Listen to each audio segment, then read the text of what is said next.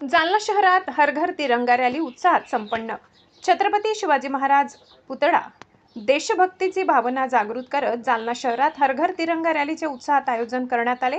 नागरिक, विद्यार्थी, पालक, लोकप्रतिनिधी तसेच प्रशासकीय अधिकारी मोठ्या संख्येने सहभागी झाले होते। हातात तिरंगा घेऊन भारत माता की जय, वंदे मातरम अशा घोषणांनी परिसर दुमदुमून गेलाय। या रॅलीमध्ये शिवसेना उपनेते तथा आमदार अर्जुनराव खोतकर यांनी उपस्थित राहून रॅलीचे कौतुक केले। राष्ट्रध्वजाबद्दलचा सन्मान आणि देशभक्तीची भावना नव्या पिढीमध्ये रुजविण्यासाठी अशा उपक्रमांचे महत्त्व असल्याचे त्यांनी सांगितले।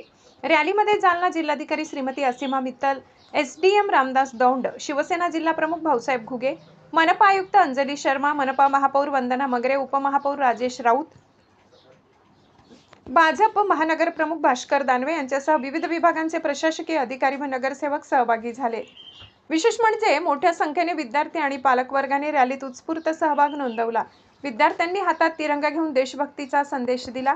शहरातील विविध भागातून मार्गक्रमण करणाऱ्या या रॅलीमुळे संपूर्ण जालना शहरात देशभक्तिमय वातावरण निर्माण झाले। प्रशासन, लोकप्रतिनिधी आणि नागरिकांच्या एकत्रित सहभागामुळे हर घर तिरंगा अभियानाला उत्स्फूर्त प्रतिसाद मिळाला।